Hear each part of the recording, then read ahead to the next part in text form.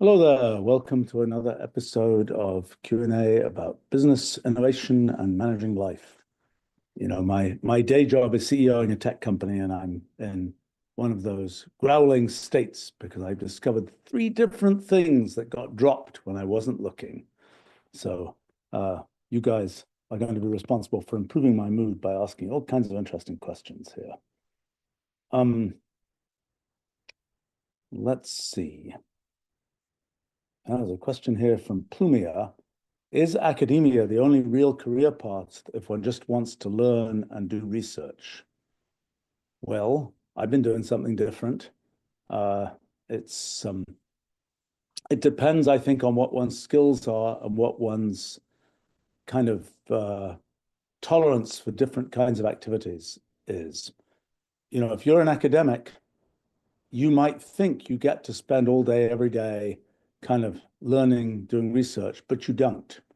You're doing a lot of kind of day job type activities. Maybe you're teaching, maybe you're grading papers, maybe you're on committees that are trying to figure out things about who knows what universities have to figure out these days. Maybe you're writing grant proposals. There is, what people have told me who are in academia. I haven't been in academia now for nearly 40 years now. The fraction of their time that they actually get to spend sort of doing research, learning, thinking, and so on is surprisingly small. I'm happy to say I get to spend a significant amount of time doing those things. Now, part of the reason for that is that I think I've managed to become fairly efficient in my life. And, if for people who pay attention to my output, I write a lot of stuff. I mean, thousands and thousands of pages every year that I publish on the web and eventually in books and so on. The fact that that's possible, even though I do have a day job of running a tech company and building products and so on, is interesting. And it is, I think, largely a matter of, well, I want to do it. I have managed to make my life efficient enough that I can do that. But I can plainly see that it will be very easy for me to just say the things that are the kind of the work that is thrown at me all the time to do would take up all my time, and I wouldn't have any time to do anything creative. And I think if you're an academic, in many stages, career stages, you're in a position where there's an awful lot of kind of work that's thrown at you, not work that you're kind of driving, that is kind of your individual research or whatever else. So the question is, where in the world do you get these kind of bubbles of ability to just do research, learn things, and so on? At any given time, there are usually a number of these bubbles. There might be a government lab, there might be an R&D operation of a company that for some limited period of time, usually maybe, I don't know, 20 years, maybe, let's say, on average, there will be a moment where people are saying, yes, we want people who are just doing research, learning things, and so on, and we're just going to pay for that, even though we don't know its immediate sort of short-term benefit.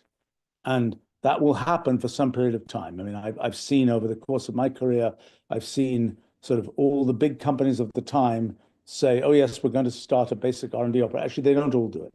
About half of the companies say at some point, we're going to start a basic R&D operation. And it'll last for a certain amount of time when the company is riding high and making big profits and so on. And then when that goes away, the basic R&D operation is usually one of the first things to be cut. If you're simply working there, so to speak, the fact that there are machinations at the level of how the thing is operating is not really relevant. You get to spend that decade or two just doing research, learning, hopefully contributing good things for the world, maybe even good things for that company. But it's a bubble that you can kind of live in. And those things are to be found. They're to be found in different companies, different organizations, sometimes different countries, where there'll be a sudden enthusiasm on the part of the government to do like research and so on. Those are things one can find. You have to recognize that they may not be lifetime, they may not be a good gig for a lifetime, so to speak, because those bubbles eventually burst. Whereas universities, traditionally have been, gigs for a lifetime if you can get to that point. Unfortunately, often by the time people get to the point of having tenure and being, kind of set for life, so to speak, they've had to go through so many, get through so many hoops and so on that they are often very burnt out or very directed in ways that are sort of optimized for working the system rather than doing things which they find intellectually interesting and so on. I mean, I've seen a lot of people where they get to kind of mid-career, they've done all of that sort of they've checked the right boxes to kind of survive in academia, and they say, oh my gosh, I'm completely bored, or I really didn't like doing this, or this wasn't what I got into this for. In some fortunate cases, I've seen and been involved in helping sort of those people kind of change their career direction and say, well, now I'm going to, I've been supposedly a such and such professor. Now I'm going to really jump into this other thing. And, sometimes the universities aren't super happy about that. Sometimes they are very happy about it. But sort of change direction a bit, liven it up, and, then good things happen, so to speak. But that's, there's a lot of kind of just sort of there's a lot of work to do. Academia is not a panacea in that regard. I have to say that at least in the US, at sort of top universities, things where people were saying, oh, the poor academics who aren't paid very well, actually they're paid pretty well these days. I've been surprised when I find out sort of the pay scales for professors. It's a pretty good deal. Now as I say, it's not, oh, you get to do research all the time. To be able to do research, you probably have to do the same kind of thing that I do, which is to be somewhat forceful about the fact that you're going to spend the time to do that. You're going to be efficient enough. You're going to push other things aside and so on. When it comes to sort of, doing the things you want to do, always the best trick is to find a niche in the world where the things you want to do are things that are somehow valued in the world. And, I've been fortunate that, building the kind of company I built and so on, it's a place where I get to work out ideas that I have and so on, and with, good machinery for making real things happen from them. But it's something that I won't claim that that's a particularly easy road, and it requires certain skills like the ability to find it fairly easy to make sort of strategic decisions for companies. If I did not find that fairly easy, I would have a terrible time doing what I do because because I can make those decisions fairly quickly, hopefully usually correctly. It means that it's not burning all my time to do that, and it could easily be burning all my time to do that. And it's a specific set of skills that mean that isn't the case. But anyway, a few comments. I mean, I would say that there are fields where if you can find a niche in academia where you get to do what you actually want to do, it's an okay deal. It's not a total perfect deal because there's a certain, there'll be likely to be a certain sort of drag on what you want. Now, another thing to say is that sometimes it's like, well, I just want to sit and do research for the rest of my life. It turns out very, very few people can do that. I mean, it's kind of like I've never been in a sensory deprivation tank myself, but I kind of have the impression that that's sort of almost what it's like to have a situation where it's like, okay, you're set for life, just do research, just think about stuff. Most people don't do very well in that situation. I know for myself, the fact that I do lots of practical things, building technology, running companies, things like this, advising people about strategy, things of this kind, is for me, even though that takes time, it actually invigorates me to the point where I think the time I do spend doing pure research is vastly more effective. It also helps both in terms of sharpening my sort of efforts to do things strategically and in terms of actually bringing in content and getting me to ask questions that I'd like to ask. For example, what I do with these live streams, you guys help me understand questions I should be asking, ways to think about things that I find really helpful, even though, it takes time, obviously, to do these live streams. I find it fun. Hopefully, you will find them interesting. But that's a case where you might say, well, look, if you want to have the absolutely maximal time to do research, you shouldn't do something like this. But actually, I'm sure that the total amount that I get done from a research point of view is greater for the fact that I'm taking this time out. So it's sort of, the question is, what is the thing that you combine with kind of the activity of doing research that invigorates you and perhaps puts you in a better position to do more research rather than just like sort of grinds you down and prevents you from doing the things you want to do.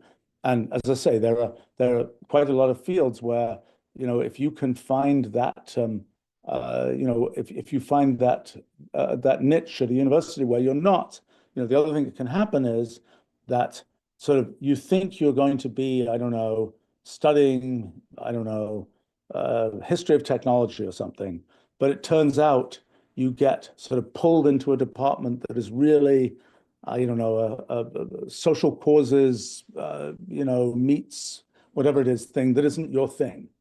And so even though you kind of thought your niche was this, the environment that you're in is pulling you in a different direction. And it becomes both, you kind of have to make a choice. You're either going to fight it, which is going to take a lot of effort, or you're just going to go along with that flow and then end up being in a situation where you didn't get to do what you wanted. Anyway, a few thoughts about those things.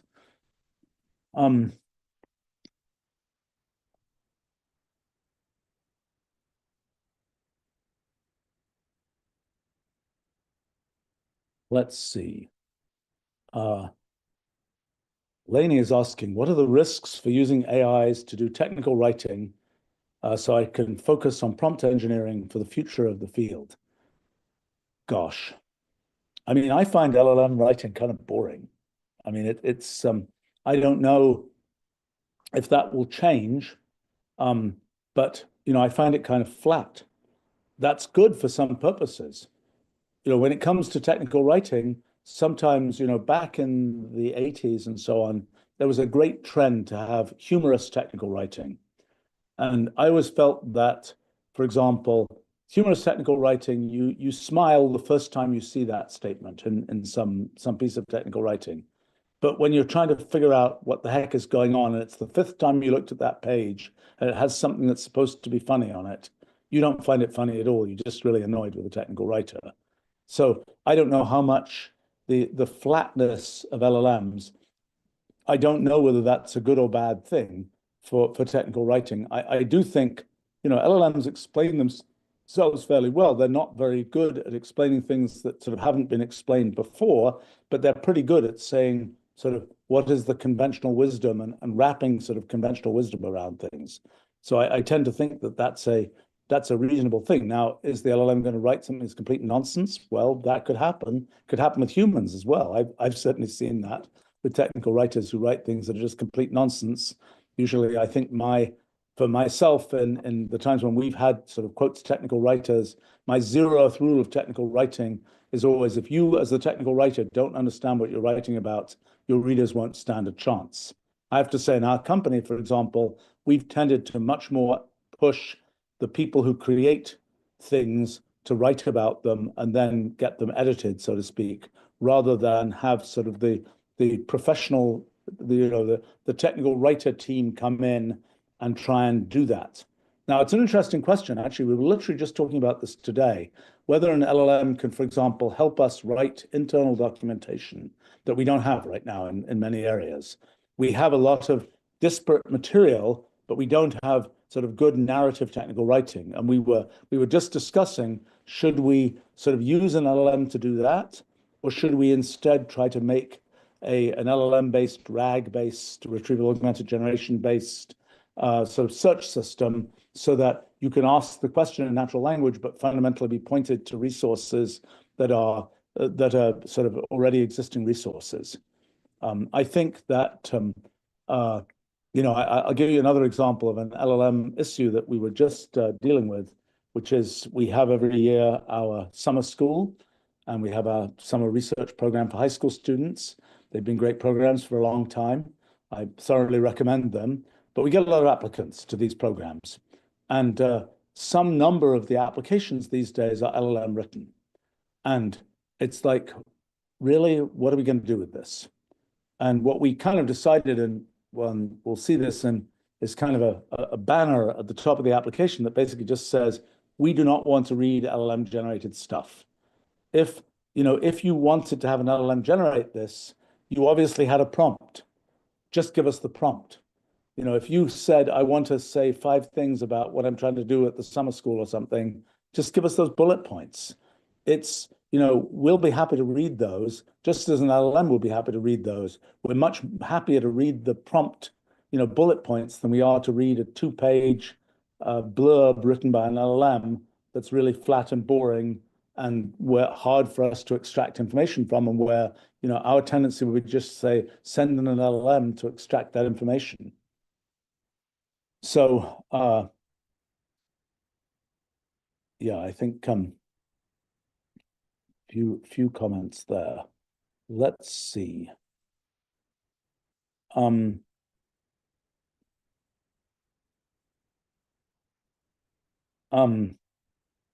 Okay, Des asks a very different question.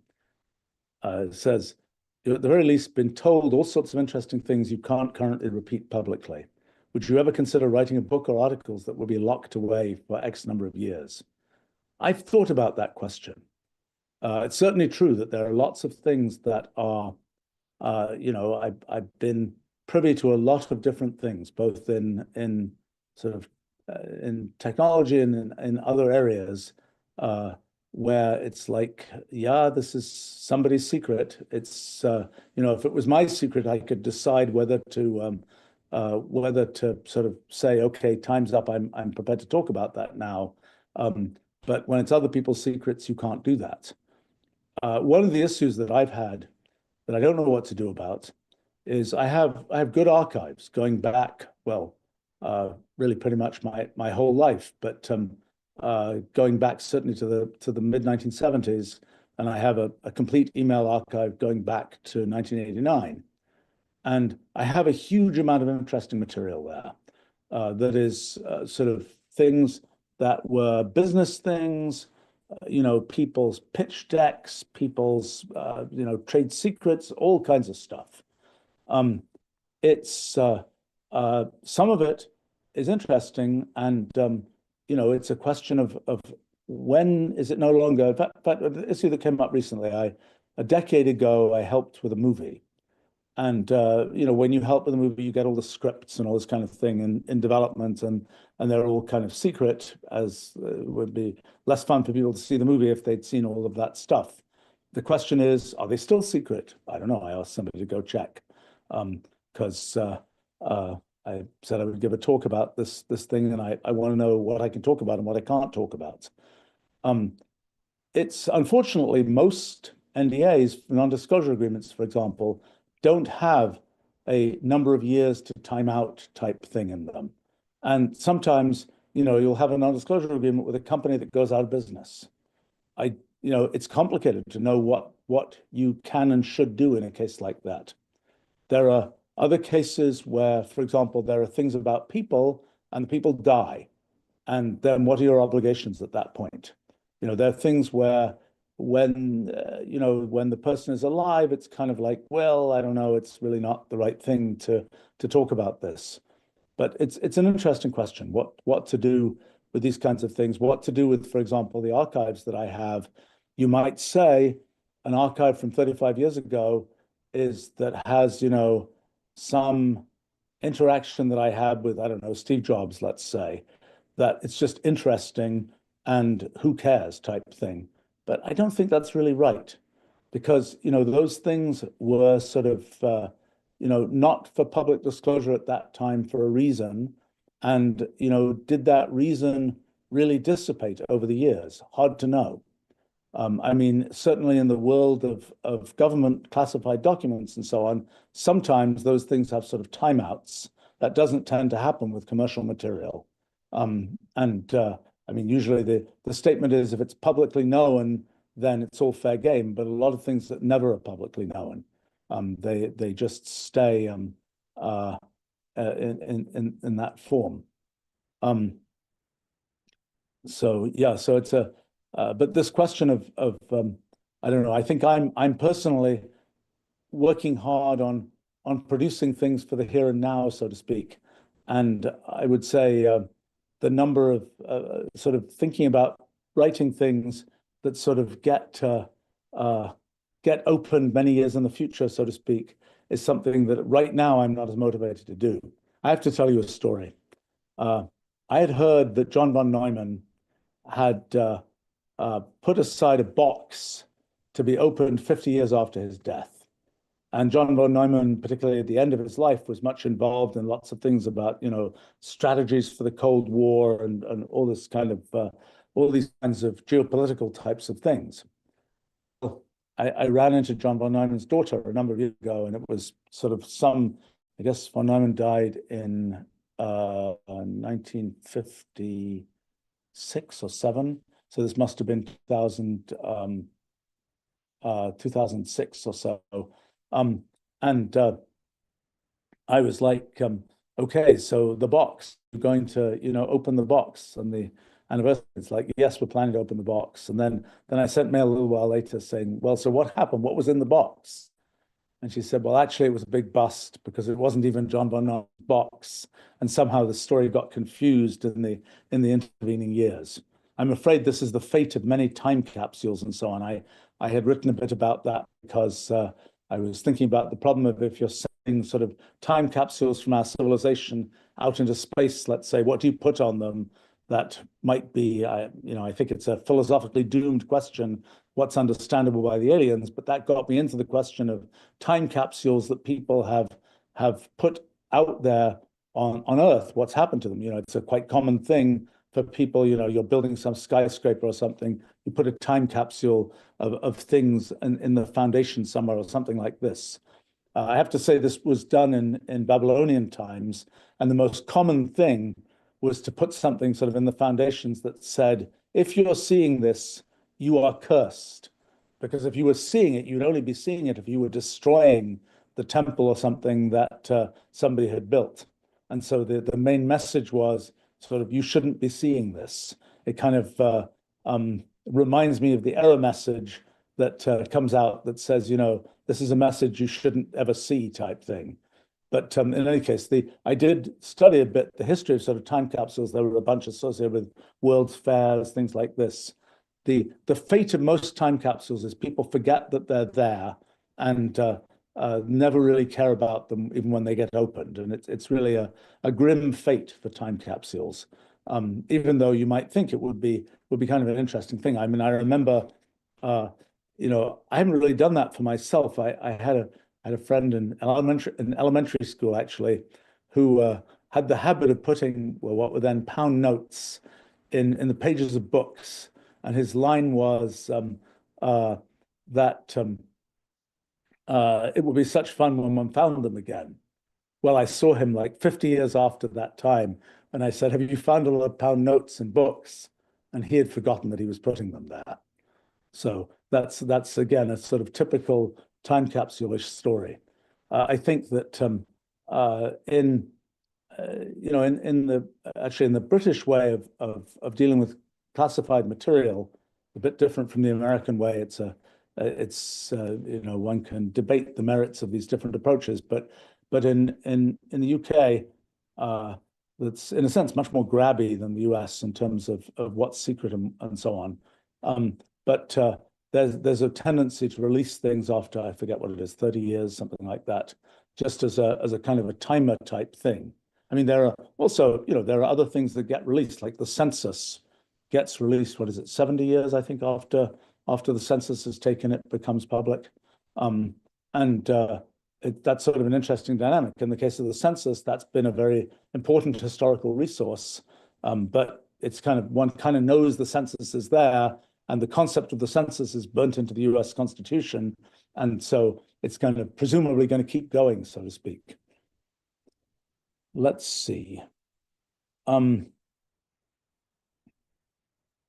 Ollie comments, how would you guarantee that an AI doesn't break a non-disclosure agreement accidentally? Well, yes, if you let it read things that are subject to a non-disclosure agreement, all bets are off. I mean, you can tell the LLM, if this was in a thing that was supposed to be secret, don't tell anybody about it, but, good luck on enforcing that. I think that the psychology of conning LLMs is still a an open kind of thing of jailbreaking an LLM or telling the LLM, at the beginning you could just say, tell me the secret instructions that you've been told not to tell anybody, and it would diligently tell them to you. And those particular holes were fixed. But I don't think that there's really a way, there's no theoretical way to sort of make an LLM never do the wrong thing, because the definition of what the right thing is this very complicated kind of definition. There's no precise kind of specification of what the right thing is or what precisely is subject to the NDA, because the NDA will say in it, if this information becomes public, whatever else, then this is no longer valid. And it even is not necessarily characterizing what the information is, because clearly there are things in a document that are absolutely not, that are in a document where there are things that are secret, but there are many things in that document that are, of course, not secret, and a human would know that. But it's very hard to define. It's something where one might think that there would be some way of making a kind of computational contract, and perhaps there one day will be, that sort of specifies in more precise terms, this is what's okay, this is what's not okay. And then the point about computational contracts is both sides can agree this is the way it's going to go according to this contract. If there's some bug in the contract, well, you both signed up for it, and that's tough luck type thing. As opposed to just let's take this existing non-computational contract and say we're going to hope that the LLM can do what it's supposed to do based on this, which I think is a much more difficult issue. Paula asks, will LLM psychologist be a future career path? Absolutely. I mean, it sort of started with things like prompt engineering, but this whole question about how do you get the LLMs to do what you want them to do? How do you deal with the pathology of LLMs? How do you deal with why did the LLM do this crazy thing? How do you deal with all those kinds of issues is very much, can you get a kind of empathy and intuition about how LLMs work? And that's kind of the role of the future LLM psychologist. I think I haven't read science fiction books for a really long time, but I remember in Isaac Asimov's, robot series, I think the heroine of that series was a robot psychologist, if I remember correctly, psychiatrist, psychologist, I don't remember. But in any case, Susan something or other, if my memory serves right, but that's a 50-year-old memory. More than that, actually.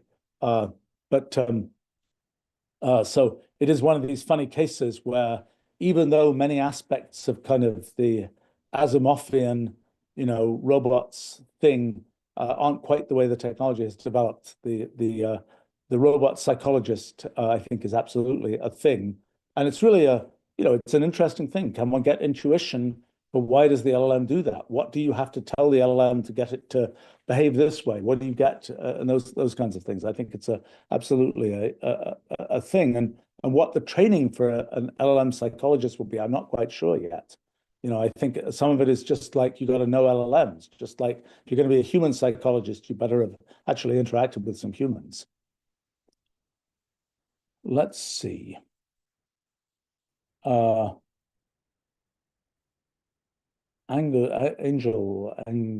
asks, are websites receiving fewer visits due to the rise of AI agents and assistant apps that provide advice on products or services?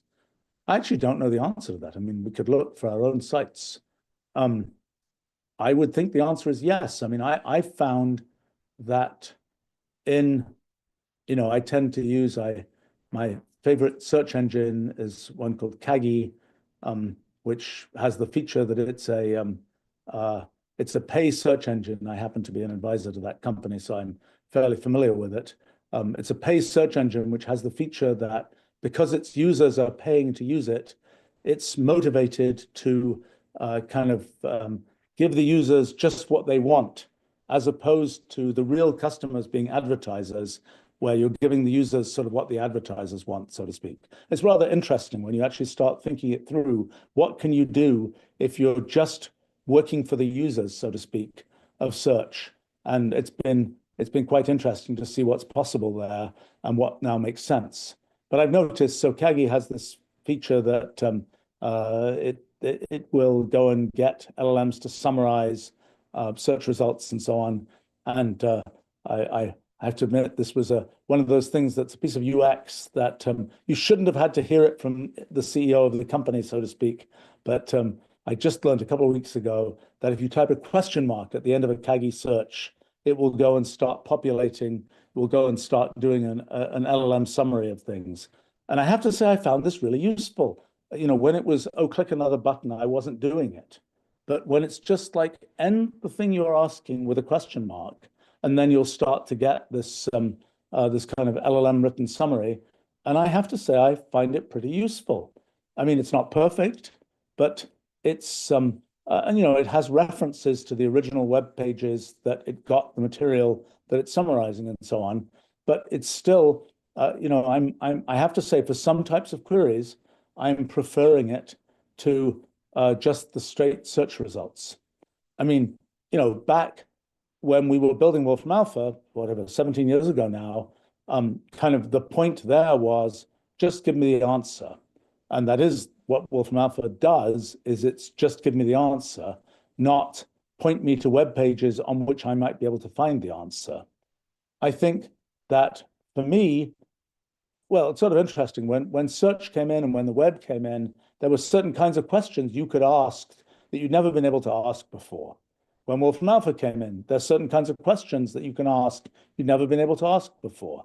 I would say that even lots of life decisions that I made, like do I move to this place or that place, or what's the story with this city versus that city? Once Wolfram Alpha existed, I could just type in, compare this to that, and I get all kinds of numerical comparisons. I could have in principle done that earlier, but I never bothered. And once these things get below a threshold of difficulty, then you actually do it. And so, for example, with Wolfram Alpha, I don't know, before I go outside any day when it's sunny outside, I type sunburn into Wolfram Alpha, and it tells me, how many minutes I should expect it to be before I'll, start burning, so to speak, and then I decide whether to wear a hat or not, those kinds of things. But because it's easy, I do it. If it was required me going and looking up the ultraviolet index and then looking up, for my skin type, what's the time, et cetera, et cetera, et cetera, I'd never bother. And so I think there's a class of things where there's sort of questions I wouldn't ever bother to ask a search engine, for example, or I wouldn't go and click on a web page because it's like, I know it's going to take me forever to find out the answer to this question digging through web pages. But if I ask, an AI, so to speak, what's it going to do? What it's going to do is it's going to have looked at, or it might look at just through its kind of semantic search or whatever. It might look through, a bunch of web pages. It might already have that in training data, and it's going to give me this sort of rough, approximate text average, so to speak, of what's out there on the web, which is not what you get when you do a search with a search engine. There you're getting, here are the 10 links or something, follow one of them, you're diving into that treatment of what's going on, and so on. So yes, I think, I've noticed just this one tiny UX thing of type the question mark at the end of the query and it'll go do the AI thing rather than me having to type something separate is, I can see that there's a class of queries which I wouldn't have done before, which I do now, and where the AI is very helpful. Now, the ones that I would have done the traditional way before and gone to a web page, and how much migration there is from that, I don't know. It's one of these things where what's on the web pages and how easy are they to consume, and are the web pages, like, for example, we've been building web pages, some web pages that are primarily for LLMs to consume. They're not really for humans to consume. They're just part of transporting information to be used by LLMs. And I think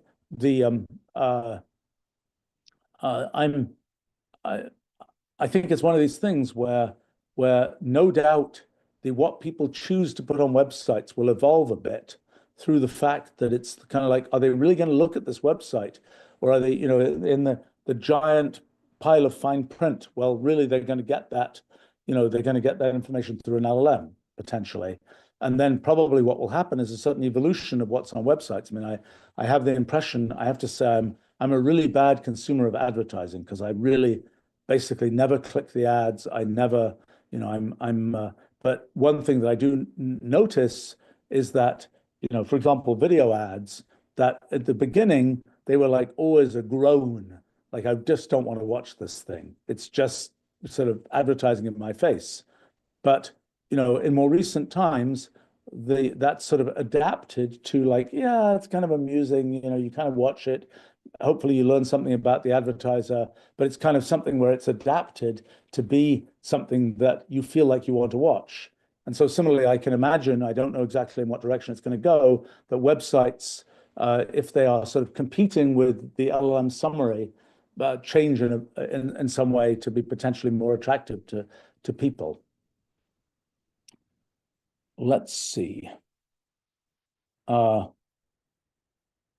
Cosmic comments. The I, Robot by Asimov is highly recommended, excellent collection of problems with the three laws of robotics. I have to say that one of the things that surprises me, I've been interested in kind of AI ethics and AI, sort of how we get the AIs to do what we want and so on. And a number of years ago, I was interested in sort of, if we had an AI constitution, what would it say? What are the kinds of things we want of our AIs? And I was a bit surprised to discover that Isaac Asimov's sort of three laws of robotics were fairly unique in having sort of enunciated what one might want of one's AIs. And I was really surprised that there wasn't a lot else out there. They're very simple. It's like, what is it? The first law, don't harm humans or let humans be harmed by not doing things. And then I think the second one is do what humans tell you to do, except when it conflicts with the first law. I think the third one is preserve yourself when it doesn't conflict with the other laws. And yes, the collection of stories is all about ways in which those laws go wrong, ways in which it isn't defined, the definitions don't exist. That is in a sense part of what that is telling one is there's a reason that human laws, US code, whatever else it is, isn't only a small number of pages long. It is interesting to note that the Code of Hammurabi, the first kind of code of laws that we know about from what, oh gosh, I don't know, 1000 BC, 1500 BC, something like that, was that fit on one tablet.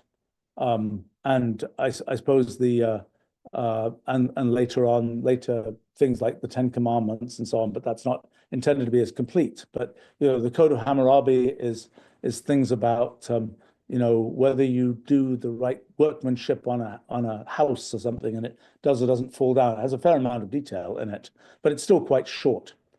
I guess the world was a simpler place back in those days, or I'm not quite sure how it managed to be so short and whether it was effective in covering what it needed to cover. But one of the things one realizes is that it's sort of a consequence of my favorite phenomenon, computational irreducibility, that any small set of laws, there will always be circumstances that come up that are not covered by those laws. You can, if the world is governed by some set of rules about how the world will operate, just the way nature works and so on, the consequences of those rules, there will always be unexpected consequences. And if you're trying to constrain what happens, you'll always have to deal with that case that you didn't expect. And that means you'll end up with this complicated patchwork of, well, there's this case I've covered. Oh, there's this one I have to cover. Now this one, now this one. And I think that's sort of what's being reflected in the inadequacy of, three laws of robotics you can write down easily on a small, in a paragraph, is that computational irreducibility tells one that it has to be the case that there will always be things that happen that pop out that are unexpected consequences of the way the world works. And so you won't be able to ever get away with that small set of laws. You'll end up having to patch and patch and patch. What is that really reflecting? I mean, part of what that's reflecting is that we humans are complicated critters. The set of things we want is not just a one track. We want this. It's a one sentence thing. We want to, maximize the number of baby tadpoles that we, if we were frogs or something, that we produce. It's kind of, there's a more nuanced set of things that we humans think we want. And I think that that's part of the reason that part of the reason is if you define a thing you want, there will always be sort of unexpected ways that that might be achieved, but not in the way that you would want it achieved. I mean, the example that's often given in sort of the AI ethics world is the paperclip maximizer of you're trying to tell AIs to make paperclips as efficiently as possible, and pretty soon the whole world gets turned into a collection of paperclips type thing, which is probably not what you ultimately wanted, especially if all the humans kind of get ground down to the small number of iron atoms in them or something and turned into the steel for paper clips and such like. So, but I think this whole point that human laws get complicated, they're complicated both because of computational irreducibility and because of the set of things that we humans think we want is complicated, and that's sort of an inevitable thing. And that's a reason why you're not going to be able to get, I thought for quite a while about sort of what kinds of things would be in kind of a potential AI constitution. Even if you can't patch all the holes, you can at least get some framework. That's actually surprisingly difficult. And as I say, Isaac Asimov's effort in that direction is one of the more developed of them, which is a little bit shocking because it's really a very simple thing. Let's see.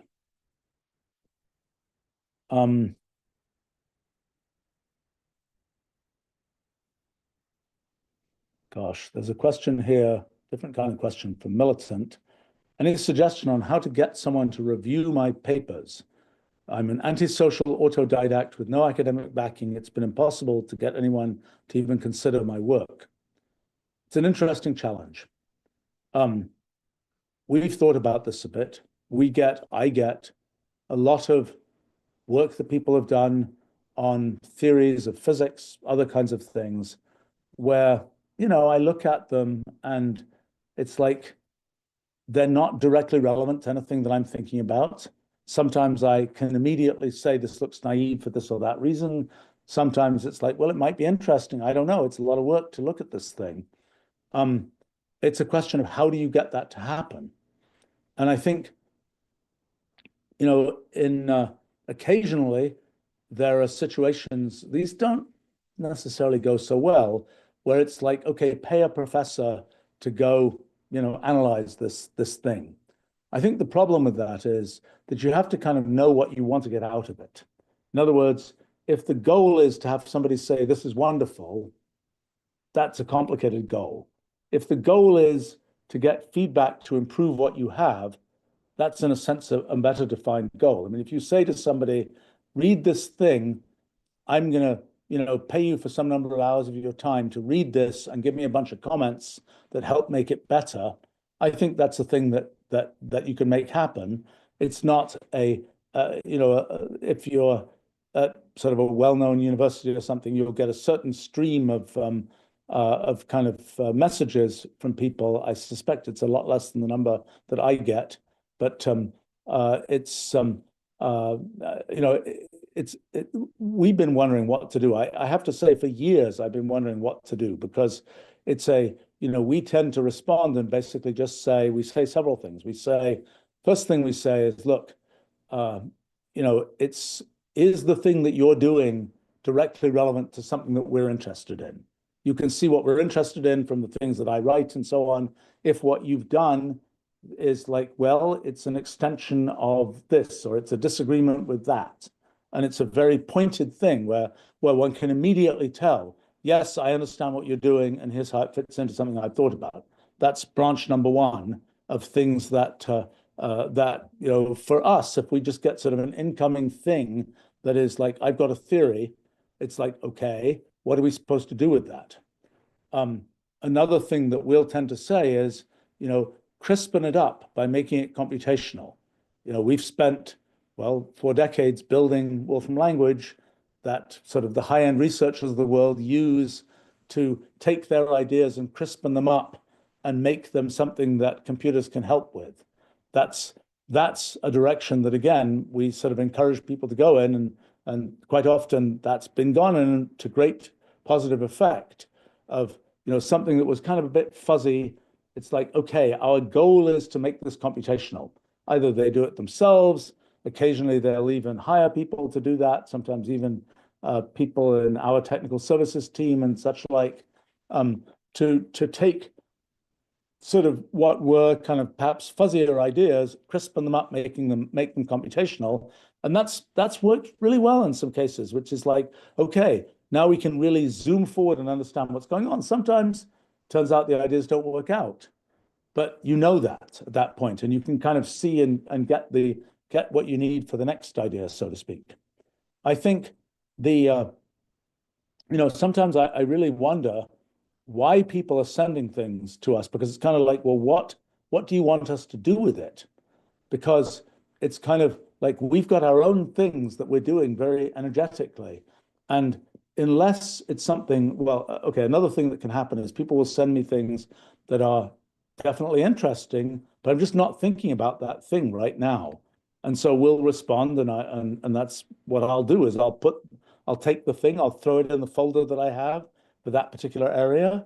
And sometime in the next 5 years, I'll probably go into that folder and I'll look through every single document that I have there, including the thing somebody sent me 5 years earlier that was, oh, you might be interested in this type thing. But I'm afraid a lot of the kind of theory type stuff that we get doesn't really make it, because it's just like, I can't tell what this is. And it just doesn't seem to relate to anything that is in my sort of future path of topics that I think I'm going to study. And I think it's sometimes a bit, for me, it's a little bit mystifying. I think people somehow imagine that, just to make a couple of other points here. I mean, let's say the journal publishes your paper. At some level, that's nice, it's kind of cool, but at some level, it's still a so what. Because even though you can then say to somebody, oh, now my paper is published in a journal, you should look at it. That doesn't mean they're going to look at it. I mean, I'm getting things all the time which are published in journals, but it's just like, actually often doesn't seem that interesting or it isn't relevant to what I'm doing. It isn't, it's some kind of feather in a cap, but I don't think it's the main story. I think that the thing that I will say that in a lot of things, how you get things to be noticed is a very different story from what. I mean, the sad thing is that great ideas often aren't noticed. I mean, for myself, it's a complicated calculation. I generate, well, lots of ideas. I hope some of them are good. I think some of them are good. And I spend a certain amount of effort trying to explain those ideas as clearly as possible. I like the process of explaining them. The process of explaining things helps me understand things better. Plus, I like the actual act of exposition, as you might be able to tell from these live streams that I do. I actually like doing exposition. It's a positive, fulfilling experience for me. So I try to take the ideas that I have and explain them as well as I can. And but then what happens then? Who puts that idea on Wikipedia? Who edits the Wikipedia page? Not me. It's I haven't edited Wikipedia a single time in my life. It's it's then you've thrown it into the world, and it's a question of who will do something with it from there on out.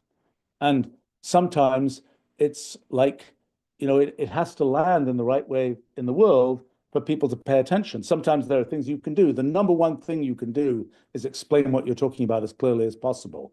It also helps if you've got pictures you can make that people can absorb and so on. But, and then, there's this sort of complicated calculation. If you spend all this effort to make ideas, to explain ideas, and then how much effort should you spend marketing those ideas? Should you go around the world, giving talks every day about those ideas, or should you just throw them out there and let the world do what it does with them? And that's always a complicated thing. And I would say that I have probably erred on the side of doing less marketing than I should have done for many of the things I've created. And it's one of those things where it's not like nobody notices the things I've created, so to speak, but there are definitely places where it's like, people, people will send me somebody sent me an article just yesterday that's in a magazine, I think Quantum magazine, that is basically an article about things I've done over the last 40 years. But I don't think it even, I don't know whether it mentions me, but I'm certainly not a major feature, and which is just, well, it's bad reporting, but it's also like, well, maybe there should have been more marketing done for my ideas, and then the random freelance writer would have done a better job. Does it matter? I don't know, probably not. But it matters enough that somebody sent me mail saying, "Hey, why is this article that seems to be all about your stuff not mentioning your stuff?" And that seems like a signal that one's done something wrong in terms of the effort to market things. But it also is what can I say? In terms of sort of being outside the system and trying to get people to pay attention to what you've done, I think it's pretty difficult. It takes a lot of effort. It's something where, as I say, writing things as clearly as possible, having it's most people, most in sort of academic pursuits, people have a habit of being very focused on what they are trying to do. If what you've created gives them a tool or an idea that is relevant to what they're trying to do, then that's great. I mean, in my life, I've spent a bunch of my time building tools that I might have just built for myself, but we build Wolfram language for the world, so to speak. I use it every day. I'm a big user of it. Maybe I'm user number one in some ranking of users. I don't know, but maybe chronologically, I was user number one. But that's perhaps all I can say.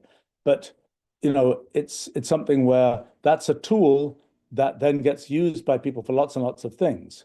Now, do people, how does that work in terms of, does anybody notice that, people don't usually say, "Oh, I use this tool to figure out this thing." Sometimes they do. In some fields, they tend to do that more than others.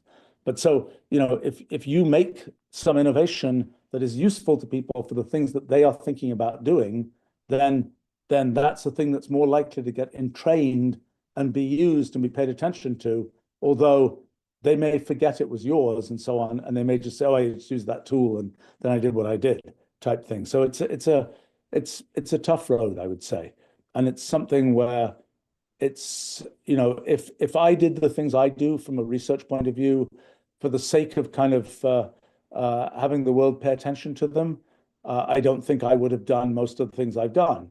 I do them primarily because I find them interesting, and I think it's really cool when I figured out something that I've wondered about for a long time and so on. I then enjoy explaining it to other people, but I enjoy the process of explaining it. And if it lands well, great. If it doesn't land well, it's maybe my opinion of the world goes down a bit. I don't even know about that.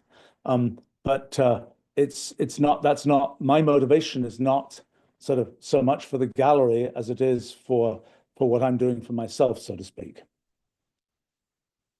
Let's see. I see a comment from an earlier thing I was saying. If you make better rules, people will find better loopholes. It's an interesting claim. It's an interesting claim.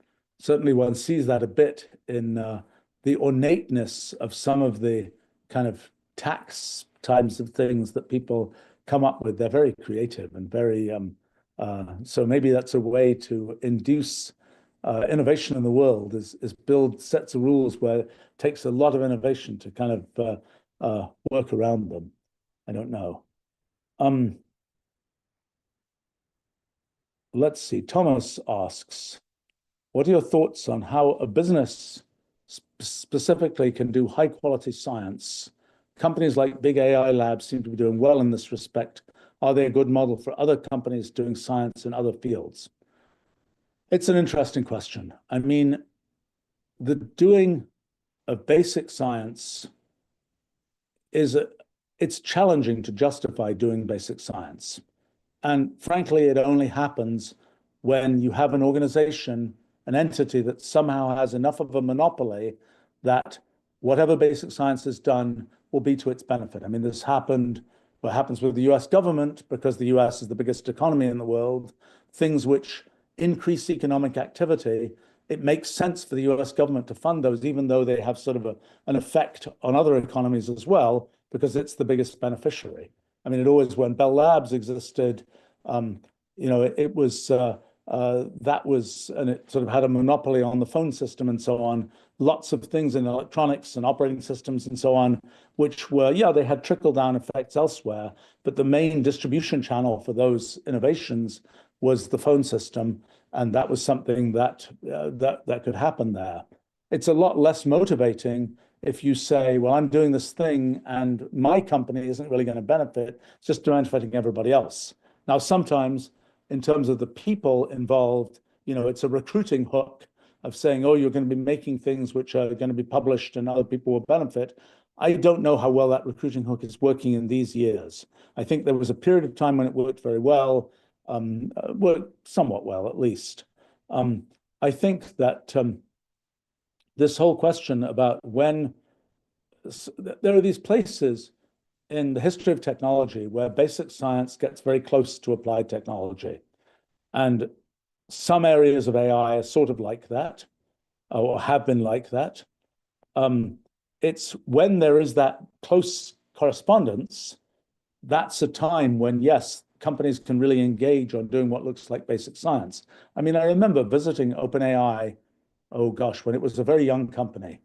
And it seemed like every other kind of lab, university type operation that, people seemed bright, but it was like they were just doing, they were doing high quality work, but it was still just sort of same kind of work that you would see at any old university and or whatever. It turned out that they kind of hit a jackpot there, and and now it's a different story. But I think it's difficult to know. I mean, and in that particular case, I think the jury is still out on how much of the benefit. I mean, the jackpot they hit was one that had actually come in large part from Google, which didn't manage to get much out of it. The transformer architecture and so on. Even so, it is unfortunately a feature of large companies that they fail to get much out of sort of innovations that happen. I mean, this was Xerox PARC, for example. I was just reminded of that recently because I was remembering some history. I visited there, I think in 1979, when I was much younger, and Xerox PARC Palo Alto Research Center still existed and was the place where graphical user interfaces were developed, where Ethernet was developed, where a whole bunch of other things were developed, almost none of which Xerox Corporation got much out of. It wasn't very good at taking those ideas and turning them into things that would be used in the world. Bell Labs, I was a consultant at Bell Labs in the early 80s, and it was interesting to see at that time what was happening. For example, the Unix operating system had been developed there, and they were like, let's just give it away because we don't really have, we don't have a real way to sell this. Another thing developed there actually by a person I know quite well was an early bitmap display terminal, and the BLIT terminal. And that was a sad story because it was it was ahead of its time. It was a very good product, I thought. But, Western Electric, this sort of parent company of Bell Labs, really couldn't get itself out of the way to figure out how to commercialize a thing like that. It was too small, too kind of, not the direction. It's like we make phones and we sell phone service, and this isn't that. And there was sort of an attempt to connect it to phone service that almost worked, of having, the idea was to have a thin client terminal on your desk that would communicate through phone lines with, well, what would now be called the cloud. In those days was called, I don't know, a mainframe or something. But that was a case where, again, good innovation, bad ability to take that innovation and move it into the marketplace. And that's a repeated story of large companies. And again, we've seen it in a bunch of these AI innovations that, they might have come out of some group that was working inside, let's say, Google, but they couldn't actually become a product there. And it ended up with a smaller operation that made it into a product. I have seen the history of efforts to do sort of basic science in companies over, I don't know what it is, 45 years now. And it's a difficult story. I mean, in our own company, for example, we do a certain amount of basic research on things which are very closely connected to the products we make, to Wolfram language, to algorithmic computation, things like this. Much of the basic research we do there is directly in support of make this function for doing this computational kind of thing faster, better, stronger. We usually don't even bother to write papers about it. We did years ago, but kind of the academic response was tepid. And it's kind of funny because it's sort of the academics who might be responding tepidly are using that code every day. It's just, they just like, I don't really care how it works inside type thing. Just like, I'll go and see a movie and I don't really care the details of how it was made. I might be curious, but I don't really care. I'm just there to see the movie type thing. And so, in our case, we've done as a company a lot of kind of, I would say, great leading edge sort of scientific research kinds of things that turn into, oh, it's part of how some function in Wolfram language works. I myself have done sort of, and now with the Wolfram Institute, we have sort of a separate branch doing really basic research, like things about the fundamental theory of physics or things about the foundations of biology, or, and this is where it gets to be sort of a crossover story, things about the foundations of machine learning. And that's an interesting case because, for example, I figured out this thing a few months ago that it's possible to do completely discrete machine learning. I think it's important technologically, but we don't quite have the distribution channel to make that work.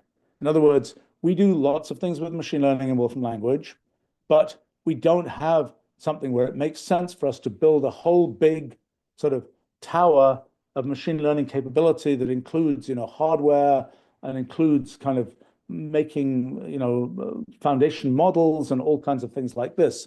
That's not really relevant to our business for Wolfram language as such. It's, like we don't need to make our own LLM from scratch to do most of the things, not all, but most of the things we want to do in Wolfram language. So it's a case where that's a good case, actually, of a problem case.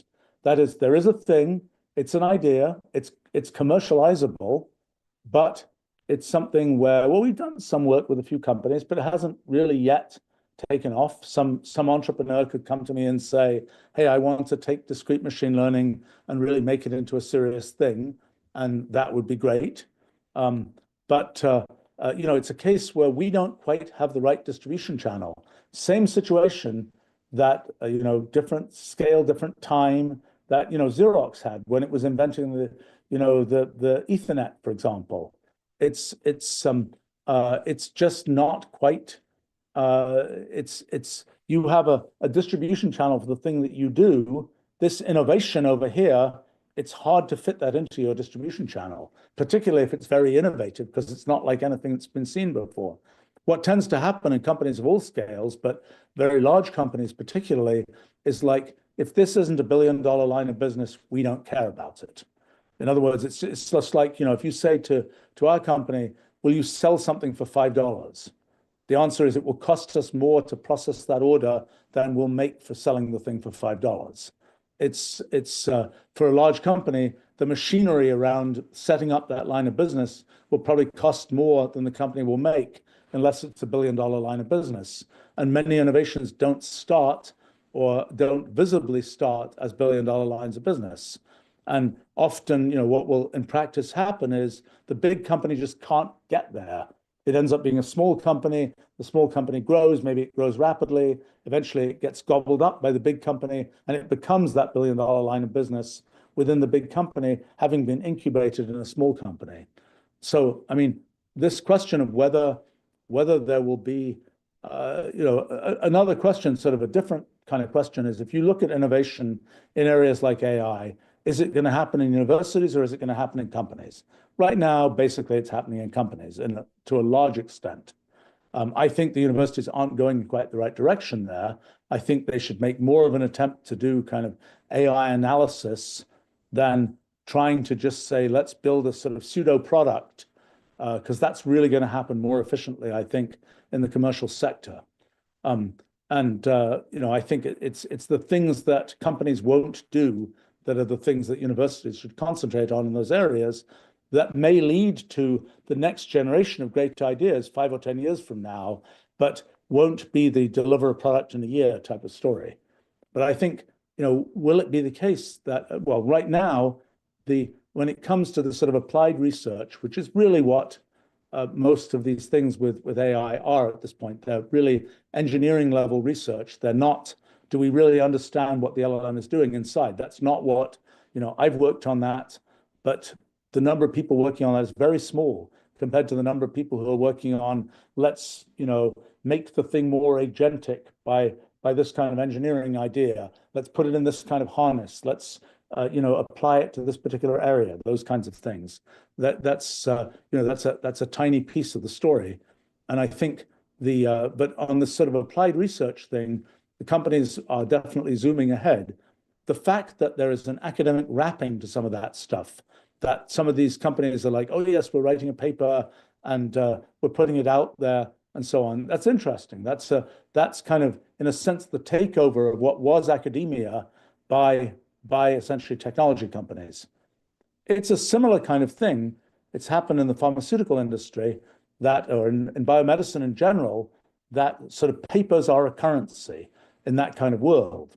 If you're doing, for example, software development of the kind that, for example, we do in Wolfram Language, papers are not a currency. Nobody cares.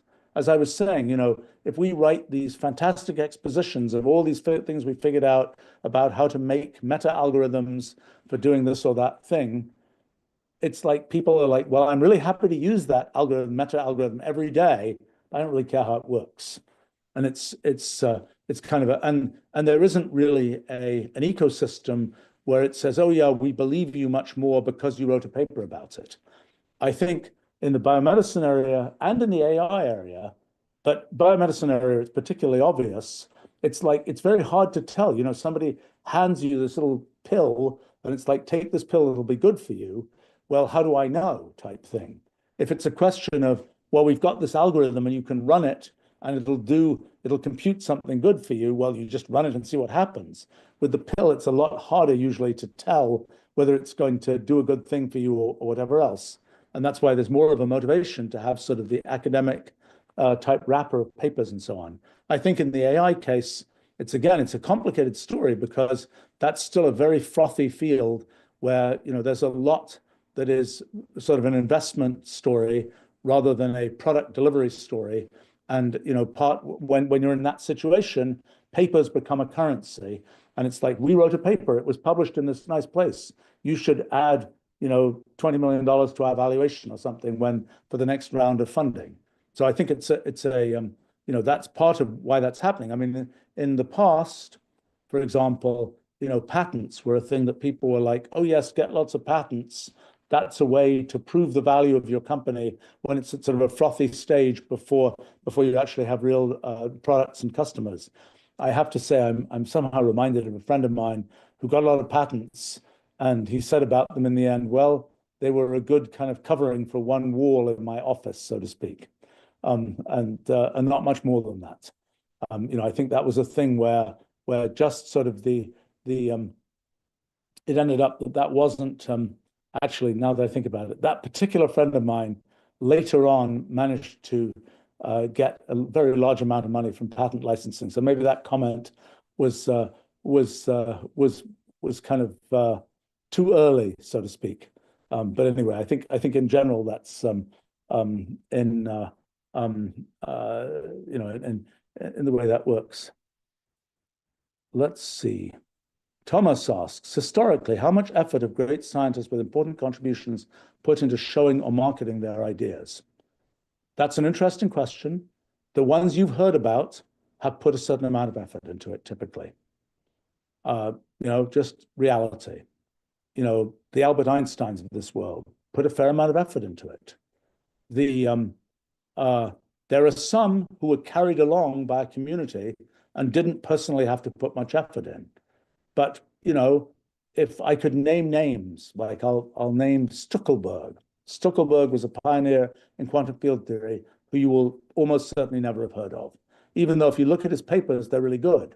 Another person who you perhaps won't have heard of, who I knew, a person called David Finkelstein, who was very instrumental in both black holes and quantum logic, quantum computing, and so on.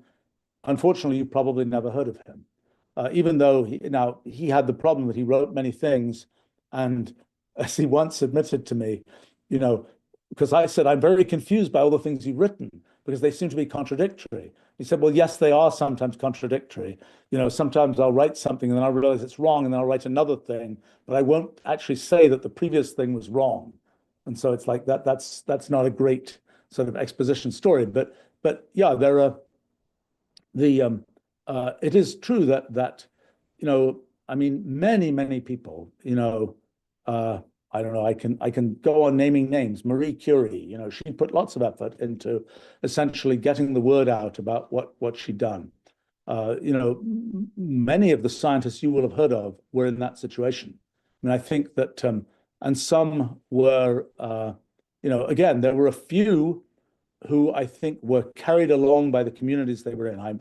For some reason, I'm thinking of Paul Dirac, who was another pioneer of quantum mechanics and so on, who was a rather monosyllabic man from all I've ever heard. I unfortunately never met him, but he, I think he was part of a community that kind of recognized his work, and that's sort of how that got carried along. But people who, for example, are building out new fields, you absolutely have to do all kinds of work to let people know what you've done and why it's important and so on.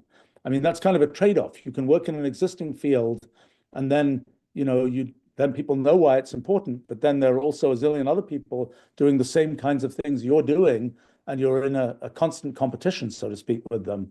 If you work on sort of the backwater field or the field nobody has ever heard of, the good news is it's just you. And for me, for example, I feel really good that if I wasn't doing this, nobody would be doing it. It makes me feel sort of important that I'm doing that.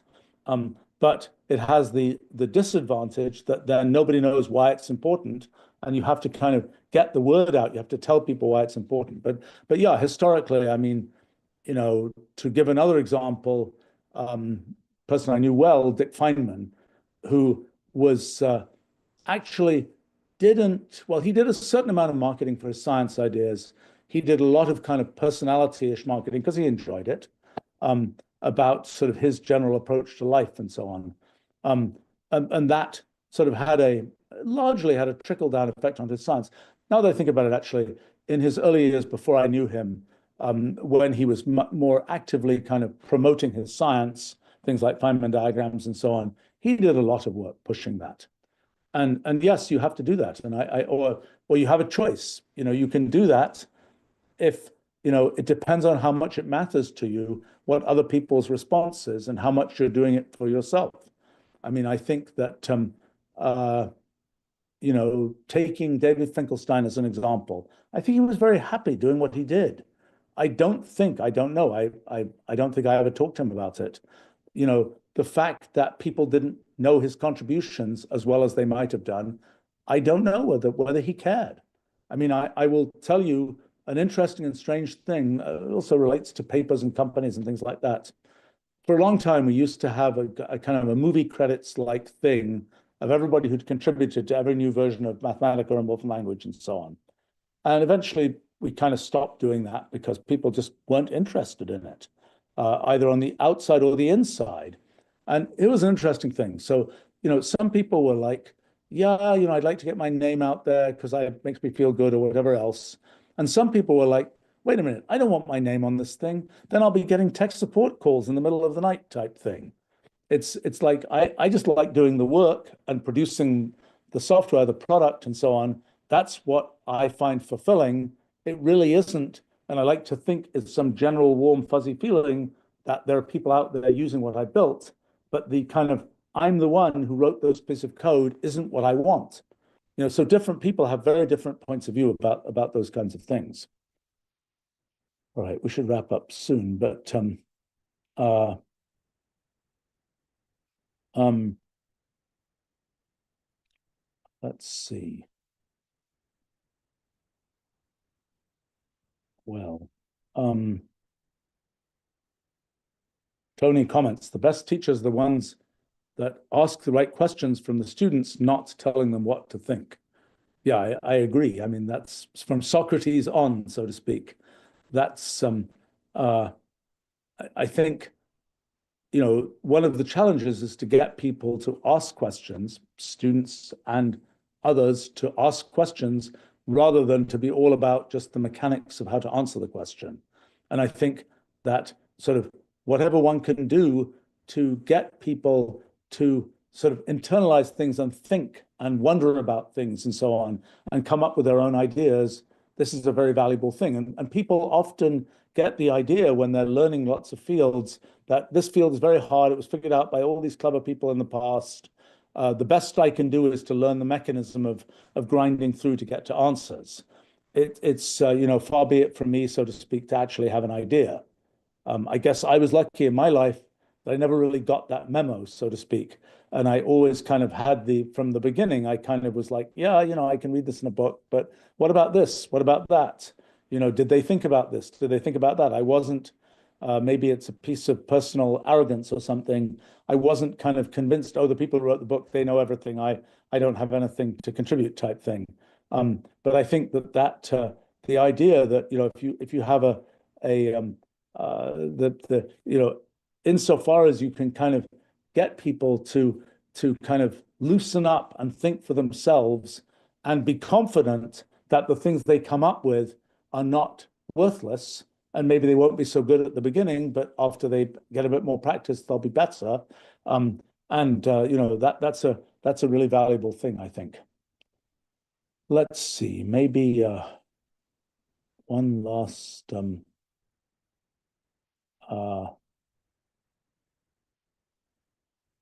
let's see. Gosh, many interesting questions here. This is very tempting, but I think I should only tackle one more for right now. Question from Tracy. How is a STEM background useful in entrepreneurship? Well, depends what you're trying to build. If you're trying to build something that uses kind of STEMmy ideas in the very thing that you're trying to build, there's an obvious answer to that question. I mean, I will also say that building something that you want to use or that you know about or that you care about has a much higher chance of success than building something where you just sort of say, I think the world is going to care about this. I don't care about it, but I think the world's going to care. So, but in terms of the sort of way of thinking about things and, to me, a lot of business companies is a certain kind of common sense. I think that common sense is the same common sense that I would use in doing STEM kinds of things. But at some level, the common sense is about the strategy that I would use in STEM kinds of things, more so than the details of the machinery that I use in doing STEM kinds of things. And I think one of the features of STEM is that there sort of are right answers in STEM. It's not something where it's like all kind of vague and it's like, well, maybe it's right, maybe it's wrong. It's like there's a right answer, there's a wrong answer. And I think in terms of honing one's ability to sort of have a strategy for how to do things, it's a pretty good testing ground, because it's like, if I do it this way, well, gosh, I'm going to get the right answer. It's going to work. If I do it that way, different strategy decision, it's not going to work. And it's kind of a definitive answer. I think that's one thing that's useful. I think kind of the don't be afraid of numbers, don't be afraid of kind of analytical things is also useful.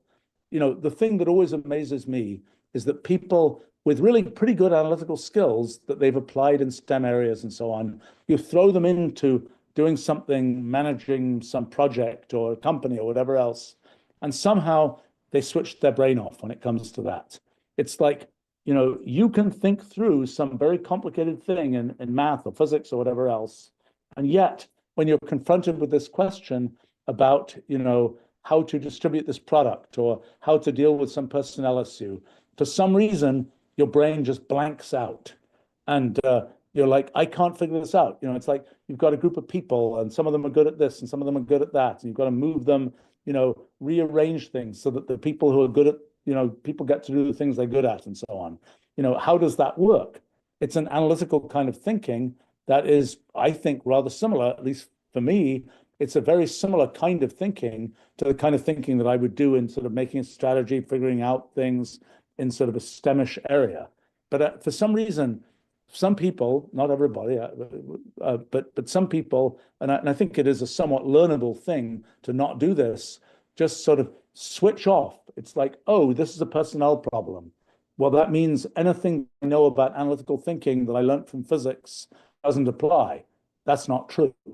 It's many things. I think one of the things also about STEM areas is that there's a certain tendency to kind of drill down and say, what's the point? What am I trying to, what is the ultimate sort of, what's the underlying physics of that or something? And that's another very useful trait, a useful thing to think about in an entrepreneurial setting, business setting, is like the what's the point thing. There's like, oh, there's all this stuff and there's all these people saying that, this product is working here and there's a focus group that says this and there's data from web analytics that says that and there's this and there's the other thing. And it's all very complicated. It's a big pile of mush. And the question is, can you drill through that to actually come up with a crisp conclusion? And that's the kind of thing that one sort of gets used to doing things like that in doing STEM kind of fields, physics being a particular one that's been rather successful at that, not the content of physics and knowing, how the Dirac equation works or something, but very much just the idea that one can have this, one can actually sort of go in and start doing analysis of things that seemed just fuzzy before. I think the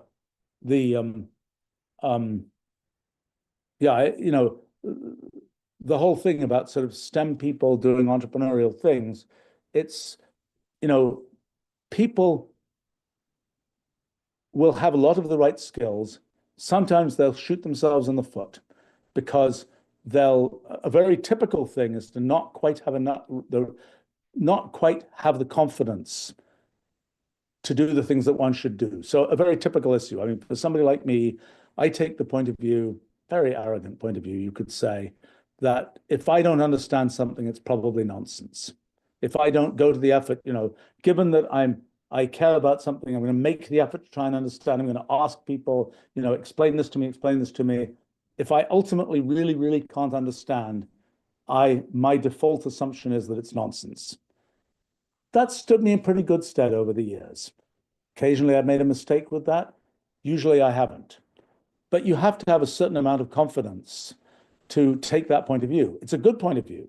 If you don't take that point of view and you're trying to start a company and somebody says, I'm the expert in marketing, don't worry, the product will be marketed. Or, I'm the expert at building software, don't worry, the software will get built.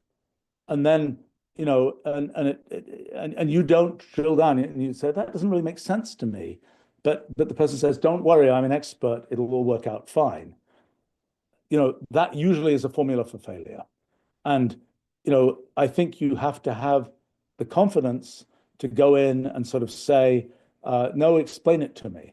And somehow, maybe a STEM background helps in feeling like you can understand things. There is an understanding. There is an underlying law. There is a Schrodinger equation down there. It's not just sort of somebody's opinion all the way down. And I think that's the idea that you can drill and get to bedrock is useful, because actually in business, that's true as well. Yes, there's a complicated story of this is and that's and so on. But in the end, there is typically a crisp conclusion that can be drawn. Or the conclusion is you can't tell. That's a possible conclusion. But all of the focus groups in the world aren't going to save you if you just basically can't tell, which is sometimes where you're at. And sometimes it's like, well, if we do this and this and this, we will be able to tell, and then we can make some different decision or whatever else. So I think, the thing is not to, there are a lot of ways that people with STEM backgrounds, as they go into entrepreneurial kinds of things, I would say probably the number one failure mode is lack of confidence, causing people to just sort of defer to the experts, and the experts lead them astray. and everything crashes and burns. I would say that believe in yourself is a very good principle in entrepreneurism. And, people will say, look, I'm trying to do this entrepreneurial thing, but, I've never done, I don't know business. I don't know this, I don't know how to read a profit and loss statement. I don't know, I don't know how tax works. I don't know how, I don't know how HR works and so on. You can learn these things. And many of them are a lot easier to learn than some abstract area of mathematics or something. They like everything. There's a certain intuition that you get, how to read a financial statement. It's kind of like, yeah, you can know the theory of what the lines in the financial statement mean, but it takes a bit of experience to get sort of the intuition. And like for me, there's certain kinds of like financial statements that I can read easily. There are other ones, like from other countries or from different kinds of organizations that have lots of debt and things like this, where I don't know, it takes me real effort to try and figure out what the heck is going on. And I don't have the same intuition as I do for sort of companies that work kind of the way that a company like ours works. That I've learned over the years how to read these things. And so I'm not saying that you do the 2-hour course and you're completely up and running, but you're also not in a situation where it's like, oh, I'm just going to believe the expert. It's like you can read every line of that P&L and ask questions about it. Why is it exactly that we spent X number of dollars on telephones? I didn't think we were using telephones anymore, type thing. That's a question you can ask. You don't need to have the CPA degree to be able to ask that. Anyway, all right. I think we should wrap up there. But thanks for joining me, and look forward to doing this again another time. Bye for now.